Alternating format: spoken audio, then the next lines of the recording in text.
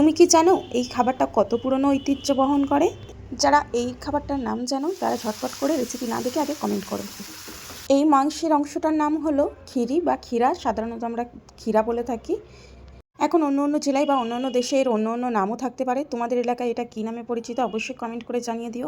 গ্রামের রান্নাঘরের এক চেনা সুখের নাম কিন্তু এই ক্ষীরা বা খিরি রেসিপি। তো চলো গল্প করতে করতে সম্পূর্ণ রেসিপিটা তোমাদের সঙ্গে শেয়ার করি। তো বেশি কিছু না, প্রথমে আমি পুরো ক্ষীরাটাকে নিয়ে কুকারের মধ্যে দিয়ে 2টি সিটি মেরে নিয়েছি। তারপর তো দেখতে পেলেই ছোট ছোট টুকরো করে কেটে নিয়েছি। আর হ্যাঁ, যেই পানিটা দিয়ে সিদ্ধ করতে দিয়েছিলাম সেই পানিটা কিন্তু আমি রেখে দিয়েছি, ওটা আমি ফেলিনি, ওটা কিন্তু পরে কাজে লাগবে। এই সম্পূর্ণ রান্নাটা করেছি জানালার ধারে, আর হালকা হালকা সূর্যের আলো আসছিল, বেশ ভালো লাগছিল রান্নাটা করতে। তো তেমন কিছু না, সর্বপ্রথম প্যান বসিয়ে দিয়েছি, তার মধ্যে দিয়ে দিয়েছি ওই প্রায় হাফ চামচ পরিমাণে গোটা জিরা বা সাদা জিরা। তারপর তার মধ্যে দিয়ে দিয়েছি 2টি বড় সাইজের পেঁয়াজ কুচি করে কেটে রাখা। পেঁয়াজগুলিকে খুব বেশি না, একটু কালার চেঞ্জ হয়ে আসা পর্যন্ত ভেজে নিয়েছি। তারপর তার মধ্যে অ্যাড করে দিয়েছি একটি বড় সাইজের টমেটো কুচি করে কেটে রাখা, এবং টমেটো ও পেঁয়াজ সফট হয়ে আসার জন্য এর মধ্যে আমি অ্যাড করে দিয়েছি স্বাদ মতো বা পরিমাণ মতো লবণ, এবং লবণ দিয়ে পেঁয়াজ এবং টমেটোটাকে বেশ কিছুক্ষণ ধরে একটু ভেজে নিয়েছি।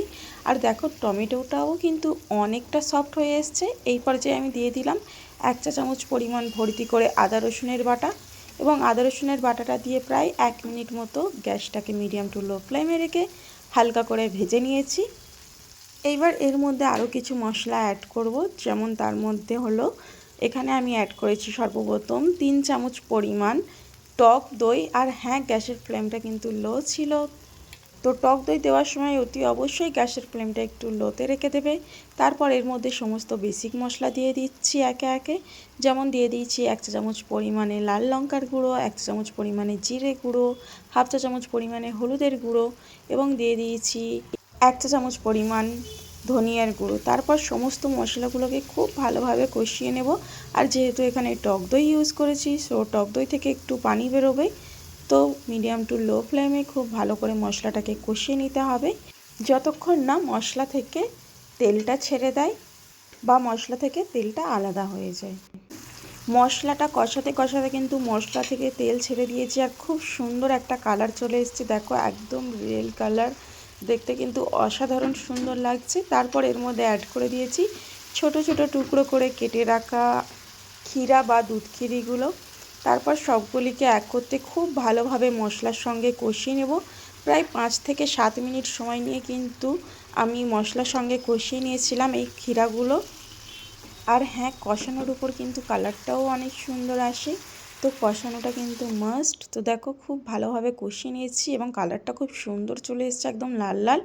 এই পর্যায়ে আমি এর মধ্যে অ্যাড করে দিয়েছি হাফ চা চামচ পরিমাণ গরম মশলার গুঁড়ো। তো গরম মশলার গুঁড়ো দিয়ে আবারও দেখো খুব ভালোভাবে কষিয়ে নিয়েছি। এবার এর মধ্যে অ্যাড করে দিচ্ছি আগে থেকে ওই যে কুকারে সিদ্ধ করেছিলাম সেই ক্ষীরা সিদ্ধ করে রাখার অবশিষ্ট থাকা পানিটি অ্যাড করে দিয়েছি। এবারে ফুটতে দিয়েছি প্রায় 10 মিনিট মতো। তো দেখো 10 মিনিট পর কিন্তু সমস্ত পানিটা শুকিয়ে এসছে, প্রায় গা মাখা হয়ে এসছে। এই পর্যায়ে খুব ভালোভাবে নাড়াচাড়া করে আরও একটু কষিয়ে নেব।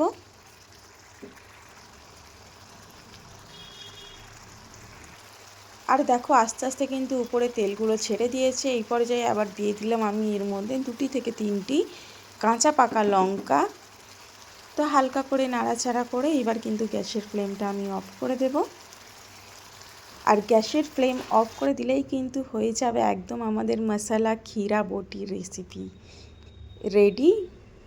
তো তোমরা কারা কারা আছো যারা দুধ খিরি বা ক্ষীরা বলো খেতে খুব ভালোবাসো, তারা অবশ্যই কমেন্ট করবে যারা খেতে ভালোবাসো। আর হ্যাঁ, আমি এটা বানিয়েছিলাম আমার হাজব্যান্ডের জন্য, সে তো অনেক পছন্দ করে।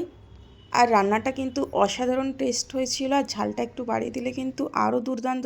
সম্পূর্ণ রেসিপিটা যারা দেখলে তাদের অসংখ্য ধন্যবাদ। আর হ্যাঁ, একবার এই রকমভাবে বানিয়ে খেয়ে দেখবে, অসাধারণ লাগে খেতে।